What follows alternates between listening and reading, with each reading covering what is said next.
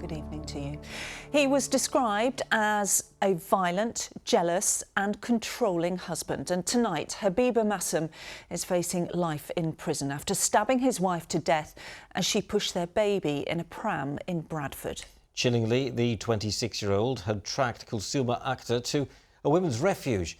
She'd then been moved there after he threatened to kill her family if she didn't return to him. He was captured on CCTV casually walking around a city centre in the minutes after he killed her. Today, a jury found him guilty of her murder. Amelia Beckett was in court and has our main story this evening. As he calmly walks through Bradford city centre, Habiba Masum leaves his wife bleeding to death from more than 25 stab wounds in the gutter of a busy street. This, the moment before he brutally took Kulsuma Akhtar's life. He then abandoned his baby son helpless in his pram as horrified passers-by tried desperately to save her life. I saw her lying down on the floor and straight away I tried to see where she'd been stabbed or what exactly happened. I tried to bring her back, But when I checked her, she was gone. She was dead. The ferocious attack sparked a nationwide manhunt as 26-year-old Masum then went on the run, last seen entering this park in Bradford before disappearing.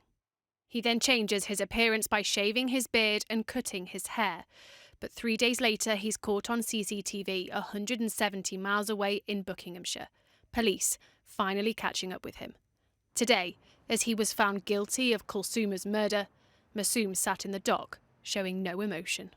His actions robbed Kulsuma of a future, devastated the lives of her family and friends, and took a mother away from a young baby. He also permanently affected the lives of those who helplessly tried to save her, and again highlighted the devastating consequences of knife and violent crime.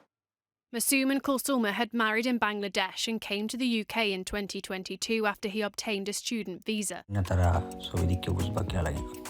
A wannabe social media influencer, Masum portrayed himself as a doting father-to-be, but the online image masked an abusive, controlling and violent nature. The trial heard Kulsuma fled their home in Oldham for a refuge in Bradford after Masum had been arrested for holding a knife to her throat. But despite being on bail with conditions not to contact her, he managed to track her down here to Westgate, where Kulsuma was out on a walk with her 7-month-old baby. She thought she was safe after he posted online that he was in Spain, but it was fake.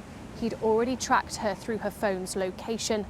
He then launched his ferocious attack, which was caught entirely on CCTV. Questions now turn to how that was allowed to happen. It's so sad that this beautiful young woman who had left to make a better life for herself and her baby had done all the right things. She'd gone to the police, she'd gone to refuge, and you would hope that she'd be safe. And so I think it goes without saying that there are some lessons somewhere to be learnt here. Habiba Masum claimed throughout the trial he was suffering from depression and he planned to use his knife that day to harm himself if his wife refused to go back to him. But the jury didn't believe him. Just days before Kulsuma Akhtar was due to be rehomed, Masum brutally murdered her in an attack they found was always intended to kill her. Yes, well, Amelia is joining us in the studio now. What happens now, Amelia? Because we know that Kulsuma contacted West Yorkshire Police about Masum before her death. What have they said about that? Yes, as you say, Kulsuma had been in touch with both West Yorkshire and Greater Manchester Police over Masum's abuse, and yet he was still able to go on and kill her. So earlier I asked the senior investigating officer on this case how that was possible. There's an independent investigation ongoing at the moment via the IOPC.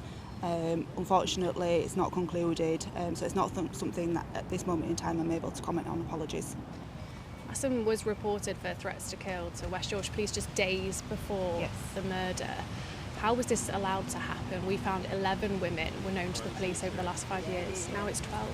As a police officer, as a police force, we continuously want to ensure that our communities are safe and feel safe, and we will continue to push forward. It's really, really important that we continue working with our partners third sector organisations, all with that common objective of eradicating or certainly significantly reducing violence and domestic abuse and stalking offences that we've seen within this investigation. Do you need to do better?